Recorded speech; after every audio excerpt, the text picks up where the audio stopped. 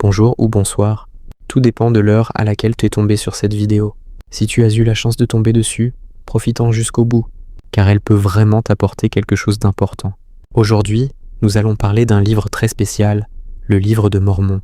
Je t'invite à liker cette vidéo, à t'abonner pour ne pas rater les prochaines parties, et à la partager pour m'aider à faire grandir ce travail. Merci pour ton soutien, et que Dieu te bénisse abondamment. Découvrez un autre témoignage de Jésus-Christ, le livre de Mormon. Mes amis, je veux partager avec vous un livre qui peut changer notre perspective sur la foi et l'histoire. C'est le livre de Mormon, un autre témoignage de Jésus-Christ. Qu'est-ce que le livre de Mormon? Ce livre est un recueil d'écritures sacrées comparables à la Bible pour les membres de l'Église de Jésus-Christ des Saints. Des derniers jours, il ne remplace pas la Bible, mais il vient la confirmer.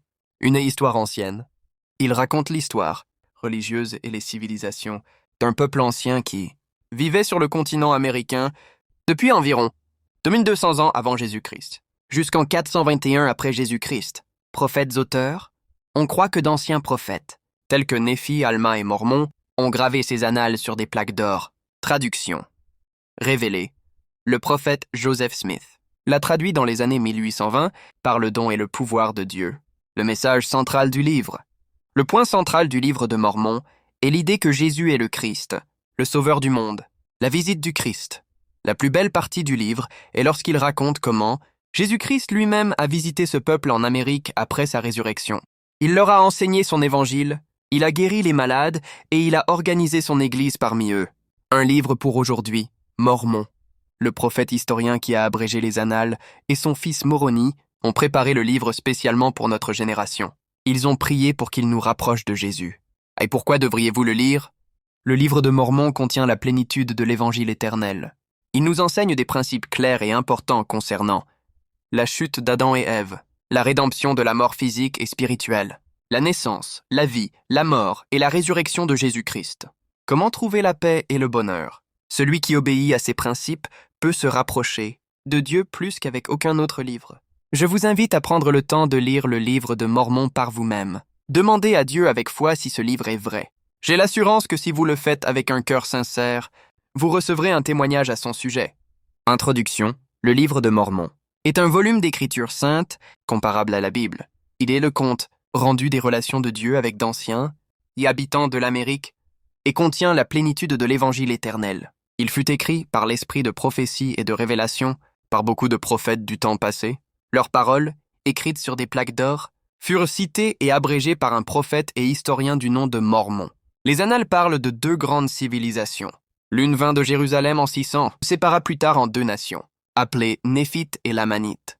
L'autre arriva beaucoup plus tôt, quand le Seigneur confondit les langues, à la tour de Babel. Ce groupe porte le nom de Jarédites. Après des milliers d'années, tous furent détruits à l'exception des Lamanites, lesquels comptent parmi les ancêtres des Indiens américains. L'événement culminant du livre de Mormon est le ministère que le Seigneur Jésus-Christ exerça en personne, peu après sa résurrection parmi les Néphites. Le texte expose la doctrine de l'Évangile, décrit le plan du salut, et dit aux hommes ce qu'ils doivent faire pour obtenir la paix dans cette vie et le salut éternel dans la vie à venir. Après avoir terminé ses écrits, Mormon remit le récit à son fils Moroni, qui ajouta personnellement quelques paroles et cacha les plaques dans la colline. Cumorah. Le 21 septembre 1823, ce même Moroni, qui était alors un être glorifié et ressuscité, apparut à Joseph Smith, le prophète, et lui donna des instructions concernant les antiques annales et la traduction qui devait en être faite en anglais. En temps voulu, les plaques furent remises à Joseph Smith, qui les traduisit par le don et le pouvoir de Dieu. Les annales sont maintenant publiées dans de nombreuses langues et constituent un témoignage nouveau et supplémentaire de ce que Jésus-Christ est le Fils du Dieu vivant et de ce que tous, ceux qui viennent à lui et obéissent aux lois et aux ordonnances de son évangile peuvent être sauvés. À propos de ces annales, Joseph Smith, le prophète, a dit « Je dis aux frères que le livre de Mormon était le plus correct, de tous les livres de la terre et la clé de voûte de notre religion, et qu'un homme se rapprocherait davantage de Dieu en suivant les préceptes que par n'importe quel autre livre.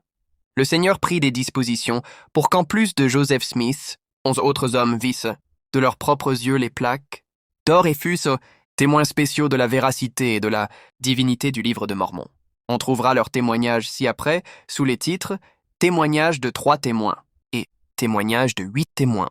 Nous invitons les hommes du monde entier à lire le livre de Mormon, à méditer dans leur cœur le message qu'il contient et à demander ensuite à Dieu, le Père éternel, au nom du Christ, si le livre est vrai. Ceux qui agiront de cette façon et demanderont avec foi obtiendront, par le pouvoir du Saint-Esprit, le témoignage de sa véracité et de sa divinité.